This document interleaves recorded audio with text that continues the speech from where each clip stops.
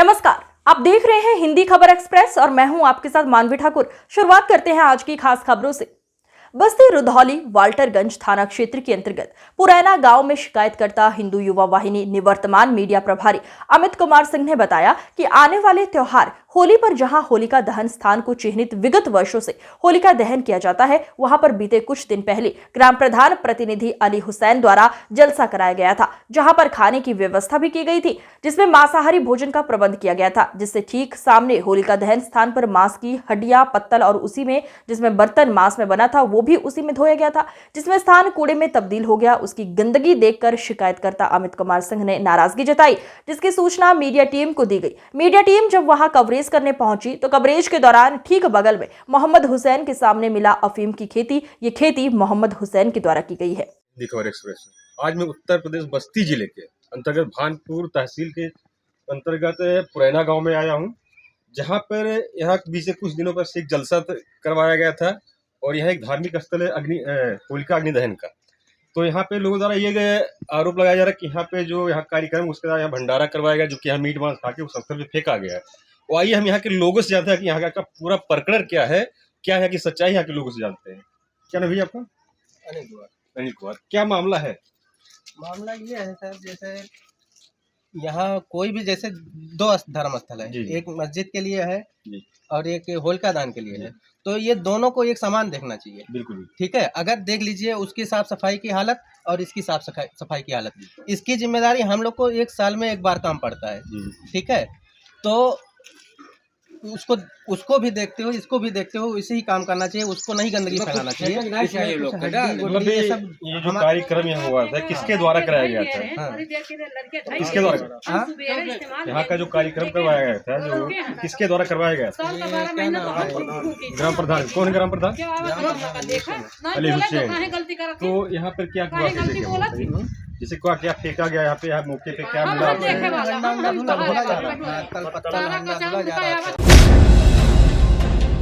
इस बार की चैत्र रामनवमी धार्मिक नगरी अयोध्या में बड़े ही उत्सव के साथ मनाई जाएगी होली, क्योंकि भगवान श्री राम लला अपने भव्य मंदिर में विराजमान हो गए हैं। ऐसे में अयोध्या में इस बार लाखों की भीड़ होगी। श्रद्धालुओं की रिकॉर्ड भीड़ के मद्देनजर इस बार सुरक्षा के खास इंतजाम किए जाएंगे। भगवान श्री राम लला यहाँ पर पहली रामनवमी भव्यता के साथ मंदिर में मनाई जाएगी। तो वहीं अयोध्या आने वाले श्रद्धालुओं को लेकर ट्रस्ट ने आग्रह किया है। चैत्र रामनवमी के मेले के अवसर पर भगवान श्री राम का अगर जल्दी दर्शन करके जाना है तो अपने सामान को अपने ही स्थान पर रखकर आएं और अच्छी तरह से अपने प्रभु का दर्शन कर पाएंगे। श्री राम जन्मभूमि तीर्थ क्षेत्र ट्रस्ट के सदस्य डॉक्टर अनिल मिश्रा ने बताया कि ट्रस्ट किसी भी सुविधा का कोई शुल्क नहीं ले रहा है, चाहे वो प्रसाद हो, दर्शन का पास हो या आरती निःशुल्क हो। प्रत्येक सुविधा निःशुल्क ट्रस्ट दे रहा है। जल्दी दर्शन करके वापस जाना है तो अपने सामान, मोबाइल आदि सब अपने स्थान में रख करके आए, जिससे आधे घंटे के अंदर दर्शन करके वापस जा सकें और अधिक से अधिक लोगों, श्रद्धालुओं को दर्शन करने का अवसर प्राप्त हो सके। चैत्र रामनवमी के मेले के अवसर पर स्थानीय जनमानस भी आता है, अपने संसाधन लेकर के आता है। अयोध्या के बाहर खड़े करके थोड़ा पैदल अपने सामान रख करके आएंगे तो परिवार के साथ सबका दर्शन जल्दी हो सकेगा और किसी प्रकार से उनको असुविधा नहीं होगी। इस प्रयत्न में हम लगे हैं। केवल ध्यान ये देना है कि अपने सामान सुरक्षित यथास्थान रख करके आने से उनको ज़्यादा सुविधा होगी, शीघ्रता होगी। किसी प्रकार से अयोध्या के अंदर श्री राम जन्मभूमि तीर्थ क्षेत्र किसी सुविधा का कोई मूल्य नहीं ले रहा है, चाहे वो प्रसाद निःशुल्क है, आने की जो हमारी इलेक्ट्रिक व्हीकल्स हैं वो निःशुल्क हैं, आरती है वो निःशुल्क है, जो दर्शन का पास है वो निःशुल्क है। प्रत्येक सुविधाएं निःशुल्क ट्रस्ट प्रोवाइड कर रहा है, इसलिए किसी को किसी प्रकार का शुल्क देने की आवश्यकता नहीं है।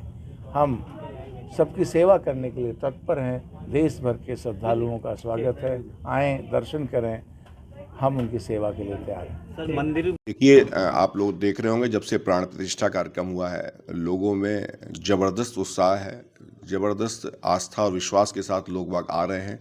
पूरे देश से नहीं बल्कि विदेशों से भी लोग आ रहे हैं और हम लोग पूरा पुलिस प्रशासन के लोग इस बात के लिए उद्यत हैं कि इनका स्वागत भी कर सकें और इनको अधिकतम सुविधाएं हम लोग उपलब्ध करा दें। क्योंकि रामनवमी का जो पर्व आने वाला है उसमें बहुत भीड़ आएगी, हम लोग जानते हैं। पूरा अवध क्षेत्र, पूरा पूर्वांचल, पूरा हमारा प्रयागराज से लेकर आसपास का पूरा क्षेत्र के लोग तो आते ही हैं, और साथ में वैश्विक स्तर पर जो लोग काफ़ी जागरूक हुए हैं और काफ़ी लोग आस्थावान लोग भी इसमें आएंगे। वो सारी व्यवस्थाएं ट्रैफिक डाइवर्जेंस की एक कैसे सुलभ किया जाए उसको लेकर के हम लोग देख रहे हैं। तकनीक के माध्यम से भी लगातार कोई इस तरह के खुराफाती लोग हैं उन पर भी हम लोग लगातार नज़र रखने का अपनी एक रणनीति बना के चलेंगे। साइबर पेट्रोलिंग के माध्यम से भी हम लोग लगातार इन पूरे, चूँकि पवित्र रमज़ान का मास भी चल रहा है और उसके बाद ये रामनवमी की नवरात्रि भी आएंगी, हम अफवाहों पर नज़र रखने के लिए भी हम इस पर एक विशेष सतर्कता रखे हुए हैं। कुल मिलाकर के पूरे रेंज में कानून व्यवस्था की स्थिति हम लगातार सुदृढ़ रखेंगे और सभी संभावित जितने भी लोग हैं, चाहे हमारे किसी भी धर्म और मजहब के हों, सभी के से संवाद स्थापित करते हुए बेहतर कानून व्यवस्था की स्थिति में पूरा अयोध्या रेंज कार्य करेगा। उत्तर प्रदेश के जनपद मुरादाबाद के थाना कटघर चौकी लाजपत नगर क्षेत्र के हयात नगर में उस समय हंगामा हो गया जब एक निर्यात फैक्ट्री के सिक्योरिटी गार्ड ने रविवार होने का फायदा उठाते हुए मानसिक रूप से कमजोर एक मांगने वाली महिला को फैक्ट्री के अंदर बंद कर लिया, जिसके बाद महिला ने अंदर से शोर मचाना शुरू किया, जिसके शोर शराबे की आवाज सुनकर फैक्ट्री के गेट पर क्षेत्रवासियों की भारी भीड़ इकट्ठा हो गई और गार्ड को आवाज लगाकर गेट खुलवाने की बात कहने लगे। गार्ड ने गेट नहीं खोला, जिसके बाद क्षेत्र के ही किसी व्यक्ति ने इसकी सूचना थाना कटघर को दी और मौके पर पहुंची पुलिस के कहने पर भी सिक्योरिटी गार्ड गेट नहीं खोला, जिसके बाद निर्यात फर्म के निर्यातक अदनान को सूचना दी गई। तब अदनान ने आकर गेट खुलवाया और मामले की जानकारी दी, जिसके बाद मौके पर पहुंची पुलिस ने मामले की जांच पड़ताल शुरू कर दी है।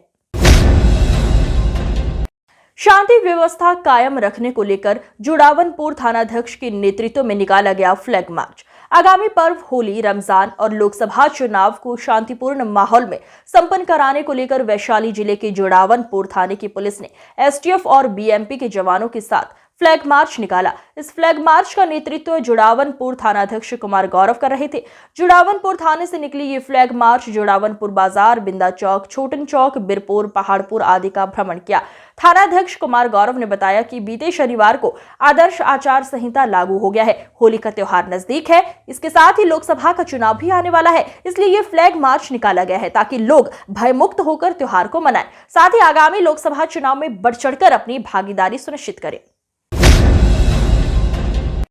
18वें लोकसभा चुनाव की घोषणा होने के बाद जहानाबाद की जिलाधिकारी अलंकृता पांडे ने प्रेस कॉन्फ्रेंस का आयोजन कर जानकारी दी कि 18वें लोकसभा चुनाव जिले में 7वां चरण यानी अंतिम चरण 1 जून को होगी, जिसको लेकर जिले में आदर्श आचार संहिता लागू कर दिया गया है। इस जिले में नामांकन के लिए अंतिम तारीख 14 मई को है, तो नाम वापसी की अंतिम तिथि 17 मई रहेगी। मतदान 1 जून को होगी, साथ ही मतगणना 4 जून को की जाएगी। मतदान के संचालन हेतु जिले में 25 कोषांग का गठन किया गया है। जिला अंतर्गत कुल 109 सेक्टर पदाधिकारी तथा 109 सेक्टर पुलिस पदाधिकारी नियुक्त किए गए हैं। साथ ही साथ विधानसभावार 3-3 उड़न दस्ता दल एवं 3-3 स्थैतिक निगरानी दल बनाए गए हैं, जो जिले में शांतिपूर्ण मतदान कराने में मुस्तैद रहेंगे। तो जिला प्रशासन की क्या तैयारी है, कैसे निष्पक्ष चुनाव होगा? आदर्श आचार संहिता ऑलरेडी लागू हो चुकी है, जिसके आलोक में हम लोगों ने धारा 144 भी जिले में लगा दी है। हम लोगों की तैयारी पूरी है, सारा पोलिंग स्टेशंस का लोकेशन फाइनलाइज हो चुका है और सभी प्रेस कॉन्फ्रेंस हम लोग आज कर रहे हैं। कल पॉलिटिकल पार्टीज के साथ में स्टैंडिंग कमेटी की मीटिंग करके उनके क्या डूज एंड डोंट्स हैं, उनसे हमारी क्या अपेक्षाएं हैं, किस तरीके से उनको इसमें कंडक्ट करना है, वो सारी चीज़ उनको भी जानकारी दे दी जाएगी और हम लोग नोटिफिकेशन के साथ ही प्रोसीड करेंगे। असामाजिक तत्वों से निपटने के लिए क्या है? असामाजिक तत्वों से निपटने के लिए हम लोग सीसीए के अंतर्गत कुछ निरुद्धादेश निकालेंगे। उसके साथ साथ ही जो हमारे हैबिचुअल ऑफेंडर्स हैं उनके खिलाफ 107, 110 के अंतर्गत भी कार्रवाई की जाएगी, रिस्ट्रिक्टिव ऑर्डर्स निकाले जाएंगे। आपने कहा कि पिछली बार कुछ हमारे यहाँ मतदान का प्रतिशत कम था, तो इस बार क्या जिला प्रशासन का? हम लोग स्वीप के अंतर्गत वोटर टर्नआउट बढ़ाने के लिए प्रत्येक तरह की एक्टिविटी कर रहे हैं। युवाओं को एंगेज करने के लिए कॉलेजेस में भी प्रोग्राम्स किए जा रहे हैं। हमारे आंगनवाड़ी केंद्रों पे अवेयरनेस एक्टिविटीज़ महिलाओं के साथ स्पेशली की जा रही है ताकि महिलाओं का वोटर टर्नआउट भी बढ़े और वो वोट देने के लिए आगे आएँ।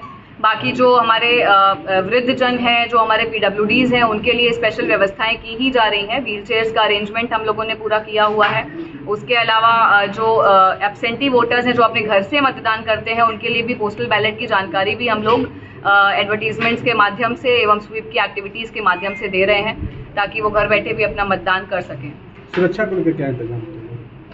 सुरक्षा को लेकर के देखिए 10 पार्टीज तो ऑलरेडी पैरामिलिट्री फोर्सेस की आ चुकी हैं हमारे जिले में और क्रिटिकल और वल्नरेबिलिटी मैपिंग के आधार पे हम लोग सिक्योरिटी अरेंजमेंट्स जहाँ पर सेंसिटिव लोकेशंस है वहाँ पर बढ़ाएंगे और एसपी साहब के साथ में इस चीज़ की प्लानिंग हो चुकी है कैसे कैसे मेजरमेंट्स करने हैं और उसके अकॉर्डिंग हम लोग सेफली इसको करेंगे। संवेदनशील बूथ कितने मैम? संवेदनशील बूथों का डेटा भी आपको दे दिया जाएगा। आज की खबरों में बस इतना ही। देखते रहिए हिंदी खबर एक्सप्रेस। नमस्कार।